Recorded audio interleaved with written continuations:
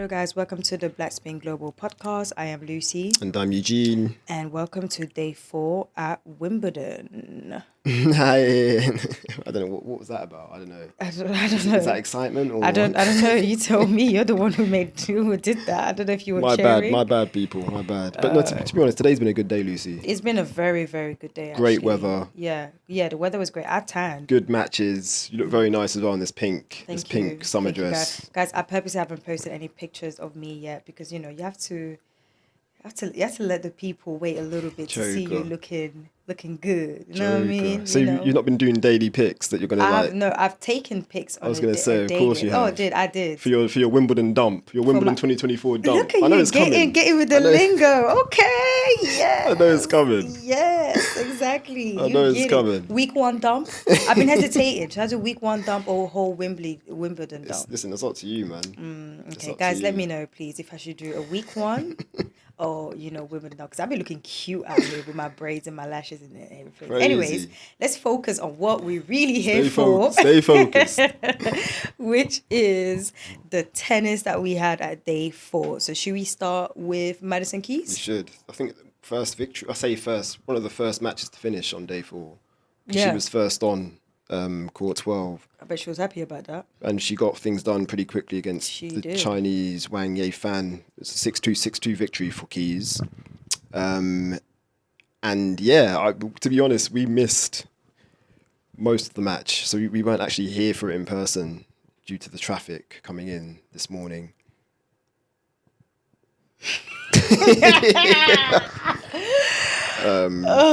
There was a long pause because there's a private joke right now going on. Should I say it? You might as well. Okay, guys. So in case you guys don't know, I'm crashing at Eugene's during the week 1 so we can come together.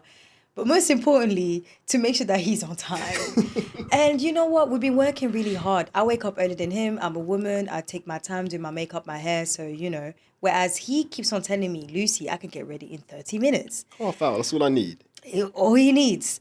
Today, however, showed me that no, he actually needs longer than 30 minutes. So, yes, there was traffic. However, Eugene Allen, founder of Black Spin Global, did take a little bit longer, and that's why we missed. You know what I'm going to blame it on, and we're not going to spend too long. I didn't iron the night before. I usually iron the night before. Mm-hmm. I didn't do that last night, so hence why, we were running later today, and the traffic was crazy.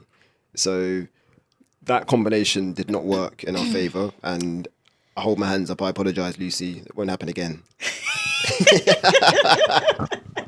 Thank you, Eugene. I accept your apology. Now, back to Madison Keys. Like I said, good win for her. So she's through to the 3rd round. Played a really good match. Like I just watching the stat, I saw some of the highlights. To be fair, and obviously was reading the stats from the match. Didn't face a break point throughout the whole contest, amazing. Which again shows like just how strong the serve is. We all know like Madison Keys, like the serve is probably one of the strongest parts of her game. And that's always quite telling as well, like when a player doesn't face any break points, because it just means that, they've just served really well throughout the match, and that was clearly the case. Yeah. I did ask her actually, because she was on court number 1 for a first round match. And today she was on court 12, one of the outside courts, but it is a show court.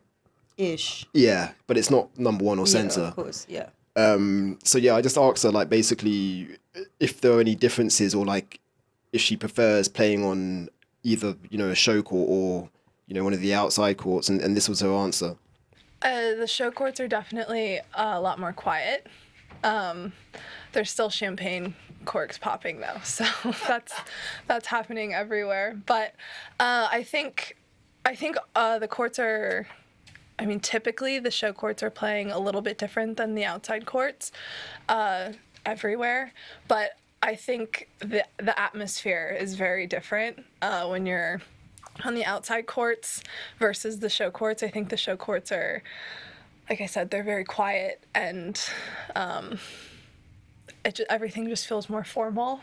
And then when you're out in the outside courts, there's people walking by, and it's just kind of, there's a lot of energy out there. Do you have a preference, or not really? I don't really have a preference. I think it's really fun to play. I don't think there's many other tournaments outside of like the grass swing where you're so close to people.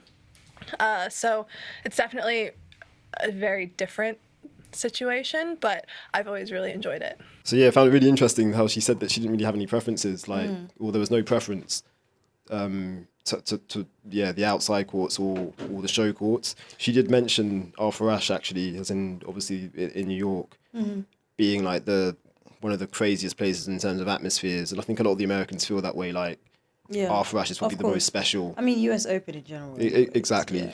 Yeah. Do you know what? I'm starting to wonder this whole court thing.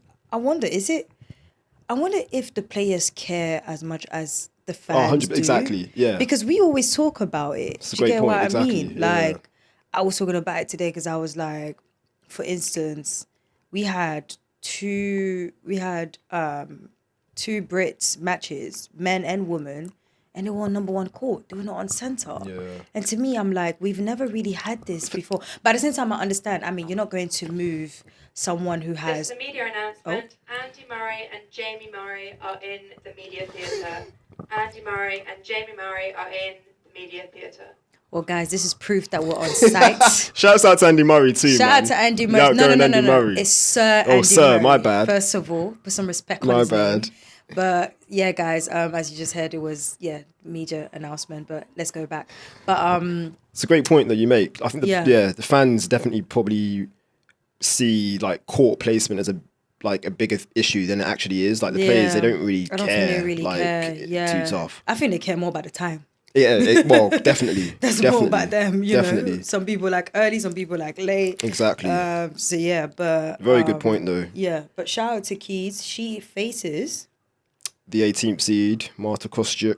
Shout out to Marta Kostyuk. Did you see her dress? No. Wait, is it Marta Kostyuk that has? Is it Wilson? It's like a special. Is it her that did the dress with and she designed it like her wedding dress or something? Yeah, like yeah, that? I think that's Wilson. Yeah. See, wow. When you type in her name on Google, the first thing that comes up with an outfit. That's how you know. Yeah, shout out to her. Her outfit. Her and Stevens are probably my favorite outfit of Wimbledon. Really nice. Really like personal. Yeah. And yeah, you know, like a lot of the players say, because of Wimbledon, the all white, you're limited to what you can do. So yeah, I like the fashion in tennis, as you see myself. Of course. But yeah, Keys, she's always like a good interview as well. Like I do enjoy going to her press conferences because she just always gives like really in depth, like thoughtful answers, and I really do appreciate that. And that match against Kostyuk should be a good one. They played each other last year actually, and obviously Keys won en route to the quarterfinals here. So yeah, I think that's going to be a good match. And Keys is definitely playing some good tennis at the moment. So I'm expecting her to get through that one, being the 12th seed. Let's go on to the men. Arthur Fils. What a match, Lucy. What a match. My favorite match of the day. I wish I called this as well because I kind of saw it, but I didn't say it like in any of the pods before. So yeah, Feast did beat Hubert Hurkacz, even though it's down as a retirement. I'm glad that you're really saying that because as someone who watched the match, I really hope that some people understand that it isn't a thing of like he won the match because Hurkacz like retired. Yeah, I feel like he would have won that match, either that tiebreak or easily in 5 sets, because he was really, really dominating, especially the first 2 sets. Won those opening 2 sets. The opening 2, he was just playing really well. He served really well. And it's funny because during his press conference as well, he was like, you know, he still feels like he needs to improve his game on like grass and like the movement. And I nearly wanted to tell him, what are you talking about? You're moving actually so well. But it shows to you how much he wants it and how much he wants to like and he's grind. still young, Lucy. So there's a lot of like improvement to be like made, definitely. Or improvements. And it's also only his second year in grass as well. But how good though? Like because Hurkacz obviously being the 7th seed wins the 3rd set, so it's 2 sets to 1. And like you said, in that 4th set, Hurkacz he was a break up, but Feast pulled it back, and then they ended up going into that tiebreak. And that tiebreak was very eventful. A lot of diving around. Alexander Zverev is on his way to interview room 2. Alexander Zverev is on his way to interview room 2. Apologies, guys. A lot of diving around by the pole in that tie break. But it wasn't just a tie break. Really? Let me explain to you. Yeah, you go. It wasn't just a tie break. Literally throughout the match, he was just he just kept on diving and diving. Like he was moving like Gael I Monfils. was just confused. And then it's so funny because the last time he did it, he kind of hurt his hand. Okay. So I was like, this guy's gonna get injured if he keeps on doing it. I, however, did not think that he would get injured to a point where he literally was going to be limping off the court. Like, it made no sense. Because didn't he have the trainer come on during that tie break? He had a trainer. Literally, he couldn't even get up. Like, he was laying down on the ground, like, in the middle of the court for, like, a good 2 minutes, 3 minutes. Then he was limping off. And then they put a bandage around, and he decided to literally continue with the match. But he could not move. And I was just like, bro, just stop. And go. Okay, and then guys, I was all excited because obviously I watched the match and it was very intense. It was good. Like, Archie was moving well. I'm coming in the media center now, all hyped up, and Eugene just ruined my mood. And then he was like, nah. Hurkacz should have just continued, man. He should have just continued. Bro, it was match point feast. Like, I think Feast was serving as well. So literally all Hurkacz had to do to finish the match, just literally tank that point. And that's fine. Everybody would be like, okay, fair enough. The guy can't walk. It was match point to Feast.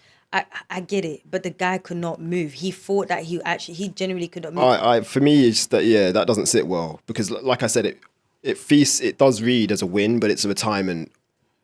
It's a retirement win. Okay. Like, it's not a win outright. So I just thought that was a bit, and I do like Hurkacz, like, so it's nothing against him, but no, you were annoyed. I was annoyed. Yeah, I still am. I was all hyped up. I thought me and Eugene would be dapping each other up, like yeah, we're celebrating, blah blah blah. Next thing you're like, nah man, you should have just. I'm sorry. Why did he do that? I'm sorry, bro. Because I think players. But I hate what you mean. I think players also, like, they have. But when they haven't retired, having non-retirements on their record, like, that means a lot to a lot of players. I think Federer, I don't think he ever retired from any matches. I think he completed every single match he played. Yeah. And I think there were a few other players like that. Like, that means something. So that's what I'm saying. Like, but take nothing away from Feast, man. But either way, either way, it doesn't make him look good. Some people were complaining just like you, so you're fine, but take nothing away from Feast, the youngest man to reach the third round at Wimbledon. This is the thing. With this round, he actually accomplished a lot of great stuff, right? Number one, he reached third round for the first time at any majors. Number two, he's officially the youngest man since Nick Kyrgios in 2014 to beat a top 10 player at Wimbledon. Crazy. Number three, he beat his second top 10 player, I believe. Number four, he reached a bloody third round at Wimbledon. Nuts. And that is so insane. So I actually did ask him about that. Like, how does he feel about, like, hearing, like, all of that? Although during the media conference, he actually did not know. He didn't realize till I actually told him. Just reading off all the stats for him. He was, like, shocked. He was like, I had to even repeat it to him. In English or French? English, of course. Okay. Right. Because we all know we're all bilingual here. Anyway, so here is what he said. I'm happy. I mean, no, but it's nice. Today was a great match. Of course, he's a top 10. He's one of the best players we can see on grass. So I was trying my best. When I get on the court, I was trying my best to at least try to win one set and to get him in one tiebreak like this. We never know. And I don't know. I was feeling great. I was playing quite okay, and I won the first set. Then I broke early in the second one, won the second set, and then you think, like, okay, I can win this match, and I'm not too far to win it. And then the level is dropping. You take 6-2. He's punishing you, and he's serving for the fourth. And my head was already in the fifth, and I was like, okay, I have to get my focus back and trying my best. But I managed to break him back. I don't know how I did, and and yeah, I'm happy about this match. Yes. So yeah, so he's very happy with the result, as you can hear. Especially again, Hurkacz is someone who is great on grass. He was on form before he came. He reached the semi-finals. He knocked out my uncle and my best and my favorite. He was on the grounds today. On the grounds, and he came to Feds. yeah. He probably dapped up Feast, who knows, to thank him. I'm making things up, guys. But yeah, another thing that I liked about his conference is that he did talk about his relationship with Giovanni and talking about how they're actually close and they grew up them boys together. are killing it right now, man. Yeah. French tennis. Yeah, it's exactly. crazy. So it's really nice, and how they go out for dinner, go out for holidays, whatever. But yeah, so it's nice seeing how they're both really doing so well, and at the same time, they're around the same age, playing for their country. Yeah. Special. It's really nice. So it's nice that they don't have that moment alone, and they can share that journey together as well. And yeah, so shout out to Feast. Very excited about that. Who does he play next? Russian. And he's playing Roman Safulin next. To be fair, good player. Yeah, his draw is looking pretty good. Because Safulin beat Thomas Hurkacz from the Czech Republic, who was also had a decent year or having a decent year. So, but that's a nice draw for Feast. Yeah, I'm gonna say we're gonna be looking at another victory there for the young Frenchman. Yeah, for sure. Yeah. Shout out to him. Shout out to Feast. Looking forward to that. And thank you for that entertaining match. That match was really good. It was great seeing him playing well and stuff. Should we move on to another Frenchman? Yes. Monfils. Got the job done against Wawrinka. Stanimal. After resuming play from 7-6, 6-4, 5-5 the night before. The third set ended up going to a third set tiebreak, which Monfils won 7-3. And yeah, again, that was over pretty quickly. And I think, who were we watching? There was a lot going on around that time. Do you know what it is? There was conferences. Yeah. There was matches. also matches. Yeah. Shelton was on. Yeah, exactly. Shelton, that's the one. There was conferences as well. Yeah. I had to run down like a maniac. I've been running down. Lucy's been getting them steps in, boy. Bro, I've been running down here more than the gym. It's crazy. But yeah. But no, this is Monfils' 13th Wimbledon, so he's 37 years old. And yeah, this is his 13th Wimbledon. So obviously a bit of a veteran, but still got it clearly. Yeah. And I liked in his press conference, neither of us went, but he was asked about his relationship with Feast, who we just spoke about, and Jasmine Mpetshi Perricard, obviously two young Frenchmen on the come up right now. And yeah, loved his answer. Basically, he said that he's like a big brother figure to them. So he said he kind of has he knows Arthur Fils a bit more. And I'm thinking back to United Cup. Do you remember last year they were both on the same team? Yeah. And Labour Cup as well. So not United Cup, I meant Labour Cup. Oh, okay, exactly. Yeah. And obviously Fils kind of made his breakthrough before Perricard. But he said, he's been watching Perricard too, and he's spoken to him as well. But I just like the fact that he's that big bro, to them. Sure. And like you said with Feast and Perricard too, they've got each other to kind of hang around with and of come up together. So it's just very nice and a very exciting time for French tennis. And I just hope they don't put too much pressure on them, because they are so talented. Yeah. And when you say them, who? Well, the French media. Do you know what? And the French public. Oh my gosh! Do you know what's so funny? Even one of the journalists during Arthur press conference, it's so funny. The journalist must have You're not naming names, or I'm not naming names. To be fair, I don't remember his name respectfully. And he must have asked, like, I think he was talking about a section about, like, probably, I think it was like the third set and stuff. Yeah. But the way he was, like, he used the vocab that he used to describe how he quote unquote like fumbled, or like his like, Oh, as in feast. yeah, Oh, and dead. stuff. Feast even looked like, literally when he said it, Feast even looked at him like, what? And then Feast like jokingly, quote, air quote, jokingly, literally was like, no. Go back and ask that question again.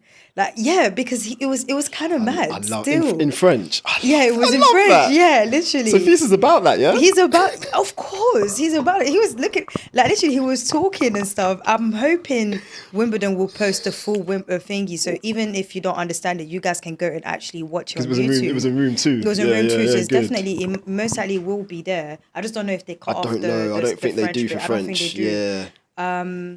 So yeah, so literally, like, he It might be on like asked a him- French station. No, I think they post a full thing, to be fair. I think Really? they post a full thing because there's times where people actually like see and stuff. Okay. But I think they post a full thing. But I love that. I do yeah, love like that. literally, like, he was trying to, like, you know, because he was trying to get, like, you know, him to explain how, like, he played, but he could have said something very simple, like, you know, 'Cause for me, the level wasn't as at the best, And that's what I'm saying. For me, like that. it's more impressive. Well, the fact that he lost that set 6-2, but then was able to win the following set in the 100%. tiebreak, that is impressive. Yeah, 100%. Because that just Especially a shows, player like him. mentally he switched on. Yeah. And, like, he just stayed with it. Like, he could have easily been like, oh, Yeah, shit, sorry yeah. to swear. But, like, yeah, I'm going back. Or I'm about to lose this match. It's going to go to 5 sets and then I'm going to be out. Like, but he stayed focused and he pulled through. He pulled through, yeah. So, yeah. fair play. The way he looked at that, he looked at him like, what? He was like, start that question again. And then even the judge was like, oh, I but love like, that. What I mean, blah, blah, blah. But, like, we all laughed about it. But yeah, it was a bit mad. I was side-eyeing him like, sir, have a little bit of respect. He still won that match. He still had to do. He reached the 3rd round. Like, come on. You know, but it is what it is. Shout out to Feast. But back to the month, though. Who has he got next? Grigor Dimitrov. Yeah. The 10th seed. Because, yeah, Dimitrov's number 10 in the world right now. He's having a great year. He's been like the past year. Yeah, he's been the on end it. of last year and this year, he's been like, you know, which is nice to see. I think it's great to do that when you're playing. I think it's interesting seeing the older players actually playing well and having a bit of a revival. Yeah, like Monfils still winning titles, playing well. Dimitrov still, you know, also going far. And the head-to-head, Monfils actually leads the head-to-head. I think it's like 5 or 6-1 in Monfils' favour. So that should be a good match. It'll be a long match for sure. I can see that being 4, possibly 5 sets. Same. So, yeah, good luck to the month and just good to see him playing at this level. Yeah. I want to say he was a junior Wimbledon champion too. So he can play on the grass. And it's probably one of the better surfaces for him now too, like at his age. But yeah, we'll see. Let's go American now. So Ben Shelton came through in 5 sets against South African Lloyd Harris. Apologies, guys. I messed up the score in the post on the socials or Twitter. So it was 4-6, 7-6, 6-7, 6-3, 7-6. And yeah, obviously the 5th set going to a tiebreak. It's a 10-point match tiebreak. Yeah. Which Shelton obviously won, which is fantastic. And yeah, really, really good stat here. So he's now reached the 3rd round or better at every Grand Slam. And he's only 21 years old. Crazy. So shouts out to This is a media announcement. Harriet Dart is on her way to the media theatre. Harriet Dart is on her way to the media theatre. Thank you. Hurry up, Harriet. Shouts out to Vanch. Is it Vanch V2K on Twitter? That was his line. That was his tweet actually, or he pointed that out on Twitter. But yeah, I basically a stat like that just shows like Shelton's game is literally he's a threat on all surfaces. Clearly. Yeah. So, and yeah, I feel like grass is going to be one of his. I think, have you said that or did you say clay? I always get confused. I said clay. Yeah. I've always said clay. I think grass is But probably. I've always said that he just needs more time. That's my thing. He just needs more experience. I think the grass is going to be the one, man. You think so? Yeah, just because of the serve and like he's just a power. He's a power hitter. Good mover too. Brilliant athlete. Like, but yeah, that serve, it's a bomb. And I think on the grass, like you're going to win a lot of 3 points, which he has done. But again, getting back to this match with Harris, like to come through in 5 sets, like he's got such like brilliant mental resilience, like, and I do think that's a little bit underrated, like at this stage. Obviously, it's still early on in his career, but for me, that's a great sign. Like he can go the distance and like basically stay the course. Because 5-set tennis is intense. But yeah, he's shown now that he can pull these matches out. So yeah, he's got Denis Shapovalov next, which again, it's the first time meeting between them. But I think that's a potential popcorn match. And I did ask him, like, to give his thoughts on that match. And this is what he said. Yeah, I think another guy with a different style game, obviously big, explosive game. I think that this match set me up well for what that match is going to be. Obviously, he has a pretty big serve, another different serving style, but I feel like I've played a lefty now in my first round. I've played a great server in the second round, so I think I'm pretty prepared and ready for the match. I mean, I'm excited to be out there again. So yeah, like clearly he's looking forward to it. And rightly so. 3rd round at Wimbledon. Like, you can tell he doesn't really put, like, I say pressure.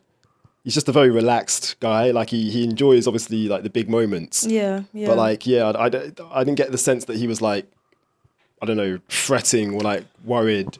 I think when I went to his press conference yesterday, I think what stood out to me was when he said that... It was 2 days ago now. Huh? It was 2 days ago now, his press conference. Oh, okay. Because don't forget, Yeah, but like, what stood out to me is the fact that he said that, you know, he is extremely focused, like right now, like he purposely staying at the Wimbledon village to make sure that, you know, he's not around like all the noise and stuff. Like he's not thinking about anything else but going through like Wimbledon. So I think it just shows you how much like he really wants to do well and go far. His mindset is just like really different, but I definitely agree with you. Even when you see him walking around, like when he was coming in for the media conference, like he was, you know, he was eating relaxed. Like he was eating sushi. I thought he was eating panini. I don't know why. It was a sushi. Okay, cool. But he looks like, you know, he looks like he's just ready to do his work and then try his best. But that match is definitely going to be interesting. Yeah, I'm looking forward to it. For sure. I really am. So yeah, that should be a good one. Another Frenchman now. A lot of French wins today, man. Wesh wesh. Giovanni Mpetshi Perricard, the lucky loser, which Crazy. like he is not a lucky loser At all. But yeah, he got the job done against Yoshihito Nishioka in an hour and 11 minutes, 71 minutes basically. Like He did 6-4, 6-1, 6-2 I in an hour and 11 minutes. I was stunned because Lucy, you were there, like courtside. And I think I sent you a message saying, "Oh, like Sky is 4 games away from winning, and they haven't even played an hour because it was like 58 minutes." Literally. So he was on a mission. But yeah, like played so well, and it was like basically little and large, as we said in the previous pod. I think Nishioka is one of the shortest players on tour. Obviously, Perricard is one of the... Shout out to all the short people there, by the way. The tallest. The tallest. That must have been so tough. He must have been so annoyed. He's out here just 5 foot self looking at one guy that's nearly 7 foot. Gosh. But yeah, how did you find the match? Like, because obviously you were there. Honestly, it was like breezing through. Honestly, pretty straightforward. Like, pretty straightforward. Like it was just, you know, he looked comfortable. Nishioka, like he was very frustrated. Yeah. Like he actually couldn't even hide how frustrated he was. Like he was even done trying. Like at one point he was even sitting down talking to his like box, like, bro, like what do I do here? And as usual, there were so many people surprised at Giovanni's shot. Like they were like, oh wow, I love hearing. Yeah, you tweeted that. Yeah, I just love hearing like the excitement and like the shot and stuff. And you know, guys, I know seeing it on TV, you can already see the madness, but live when you even hear the shots, like is honestly insane. Like people are just like, like shouting and everything like that. But I'm really happy for him. I feel like that it's nice that he had like a easy, simple match because it's been kind of hectic for him. Long matches, long days. Corda was a 5-setter. Yeah, he came Corda through was that, exactly. and this was a straightforward, like straight sets win. Exactly.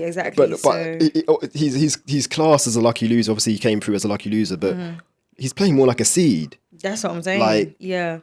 So he is a top 60 player. He's 58th in the world right now, as in his ranking. Nishioka's actually 90th. So again, that kind of shows like a disparity there. For sure. And he's got Emil Rusevori next, the Finn, who beat Stefanos Tsitsipas, the 11th seed today. I can't believe it. Which is crazy in 4 sets. And I thought Tsitsipas was going to fight back, but he couldn't. And again, Mpetshi Perricard is actually ranked higher than Rusevori. So if you're going by ranking, like we're looking at another Perricard win. And to be honest, Lucy, I'm expecting him to beat Rusevori. Like, Facts. Same. You're not the only one. We're going to be seeing a lot more Perricard. 100%.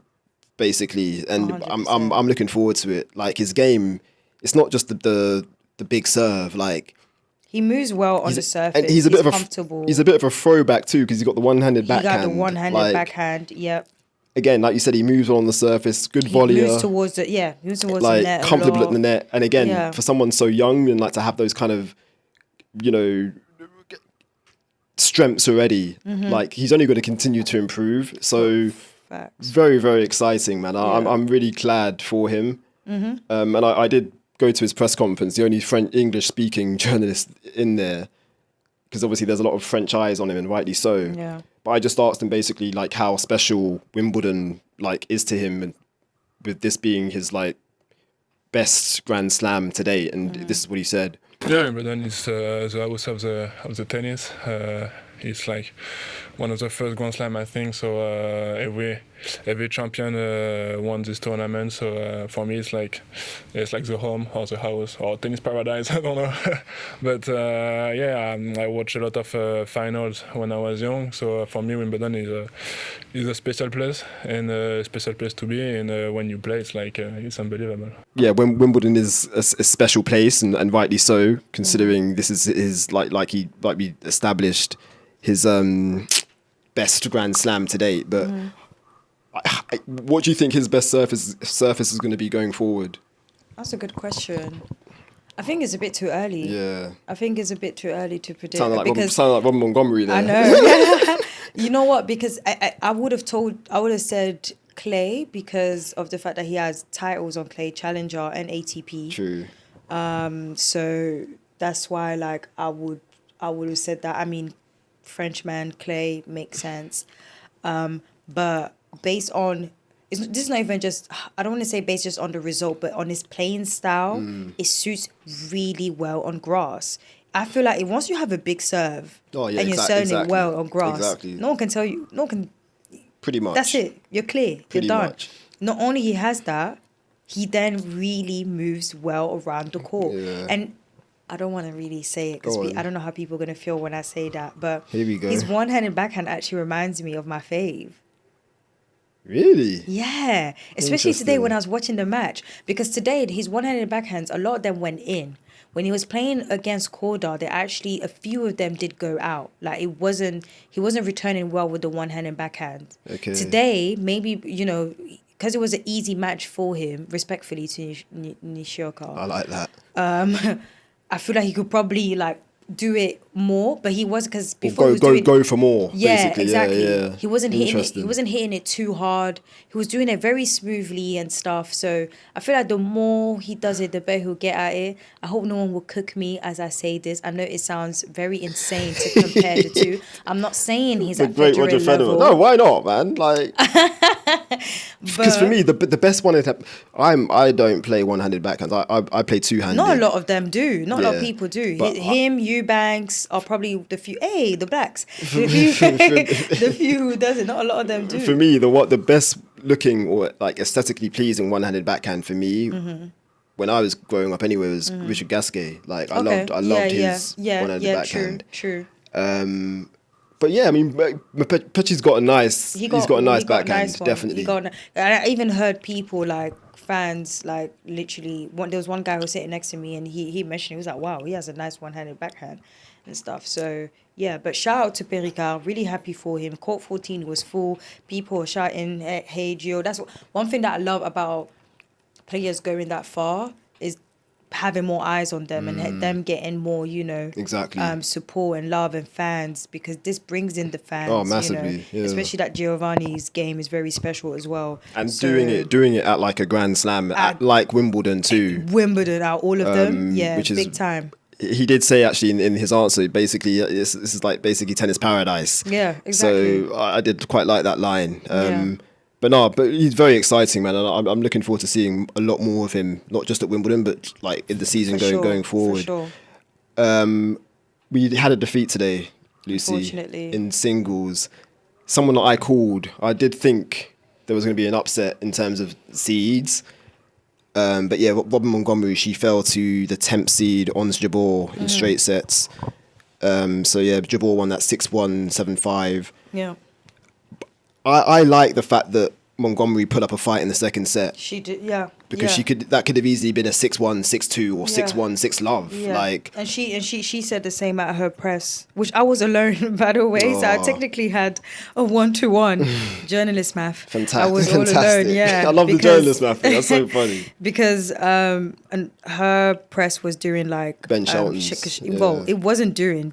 Shelton came late, and then it ended up being around the same time. So a lot of the American press was there, but yeah, she said it herself, like she was really like, she's still glad that she made it, It's been a really good event for her, man. Yeah, it really Came through qualifying, won a round, put up a good fight against last year's runner-up. Yeah. A two-time runner-up, we should say. Yeah, exactly, which is what, yeah. And yeah, like she's just, again, her game, like she's in a good place and she's someone to be excited about too. And I think a lot of people are quite excited about Montgomery. She when I spoke to her, she was mentioning like how like, because I asked her going into odds, because her last press conference she did say, I think someone did, was it me who asked her? I can't remember who asked her like, is she's facing ons like the next round, is she nervous or anything? And she was like, no, I'm just taking it as a next match. So I went back to her on that again, and I was like, as you were getting closer to the match, did you feel those nerves at all? And she was like, no, actually, the closer we got to it, the more comfortable I got, even during the match as well. Competitor, love it. Exactly, yeah. I wanted to fight, I wanted to do well. I feel like I really tried my best and blah, blah, blah. And, I did ask her, like, which surface, now that grass is done for you, like, which surface did you actually enjoy playing the most? Like, not based on the result, but, like, you actually liked being around and stuff. Yeah. And she was a bit conflicted, like she was hesitating between like the two. She did say grass a little bit more because she feels like it matches her game style a lot. But then she did laugh at the end. I was like, what, ask me this in 5 years and stuff. She's only 19, exactly. She's only 19, exactly. So she's still trying to figure things out and everything. But yeah, I think talking to her calmed her down a bit. She was a bit, I won't say upset, but I don't think she was really in the mood. It's understandable. Just lost the match. Like Exactly. So I'm glad that, the conversation was like smooth and easy. I did even ask her as well, like when she's not around, like when she's not playing, she's relaxing and stuff, like which city did she like visiting? Because, she was around a lot of places, Madrid, Paris, London. And of course she said that her favorite was London. But but she said it's because it reminds her a lot of DC, feels like home. There's a lot of there's a lot like culture and stuff, like the museums. She said she liked the food, and I actually wanted to tell her, like, I'm surprised because Americans like to slag off our food. They like to slag off our food a lot. So yeah, Roy Montgomery said our food slaps, so you guys can relax. And if anyone's interested to know what's going on after grass, I did ask her that as well. She did say she's still trying to figure out, but she is hoping to go to DC. Of course. So that might be her first time like going there. She said she hasn't been there in 5 years. But yeah, for now, she's going to go see her mom, spend time with her mom and her grandma. That's the thing. It's been a long season. Like, it's a long time away for a lot of these like Americans. Yeah. Because the Europe swing. I think even Ben alluded to it too. He said he hasn't been back home since Madrid. Wow. So like it's a long time. Yeah, it is a long. I mean, her mum came to French Open. Okay. She said that at the last press conference that her mum came to the French Open. But still, you know, especially how she spoke about how close she is to her mum and stuff. So so shout out to Robin. Congrats to her. Like every time, really did like incredible. Gave us like a great match. I mean, you literally went 6-6 like with a top 10 player, Grand Slam finalist, who's really well at grass and stuff. So shout out to Robin. You guys will definitely hear more from her.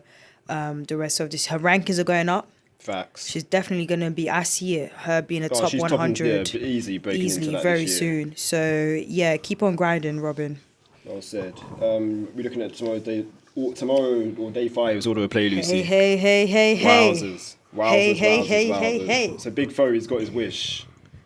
You'll be playing on centre court, first on, against Carlos Alcaraz as the defending champ. Mm-hmm. Popcorn. For sure. Jasmine Paolini, Bianca Andreescu, that's first on number 1 court. Love that. Popcorn. Second on number 1 court, Le Monf against Mpetshi Grigor Dimitrov. And then third on number 1 court, Coco Gauff, world number 2 against Sonet Cartel. Basically, It's guys, we're taking over the show courts. We're taking over the show courts. On number 1 court. Number 1 court. And to be first on centre, that's pretty big. And centre court, we're taking over, all right? So everyone step to the back. All my black spin people, let's roll through. You know what I mean? We're taking over. You know, when I saw that, I was like, put some respect on it. Crazy. I'm looking forward to those for real. Huge matches. And then Shelton and Keys, they both also play on day 5 because obviously their matches got carried over. Yeah. Shelton obviously takes on Shapovalov, as we mentioned, and Keys, Kostyuk. So some really exciting matches there, man. For real. Like, I am looking forward to every single one of them, of course. But just a heads up to everyone, it is raining. Stop it. Tomorrow. But I keep on checking. It looks like it's going to be raining in the morning. I'm not even looking at that. Which is fine because the the Shelton and Keys match are second on. So I think we'll be okay. So Okay. So we should be okay, but this UK weather is embarrassing me. Man. You know, like, come on. And it's so mad because last week was mad hot, bro. Stop it. It was so hot. But either way, we're going to be there and you should be there and be square. Be in front of your TV. I'm telling you guys, Friday is going to be a madness. I was already saying it in the last pod. What did I say? Put your phone, do not disturb. Forget your sighting. Forget your girl. Go drop your kids at their grandparents. You need to be fully focused on these matches tomorrow. It's Friday. Call in sick. Don't work if you can. If just call in sick. Cancel your meetings. Be responsible for once in your life and watch some good tennis matches. But no, what a day in prospect, man. What a day, We do look forward to that. And guys, as usual, make sure that you stay tuned on our socials, Blackspin Global on Twitter, Instagram, and all them things. Indeed. And also for those who are listening on YouTube, I know you guys see images, but it's not our fault, guys. We are not allowed to film, but we will be back. We're not soon. the BBC or ESPN. My bad. Guys, thank you for tuning in. As usual. And we'll catch you tomorrow after a hectic and crazy day of good matches, day 5 at Wimbledon. Thanks for tapping in, guys.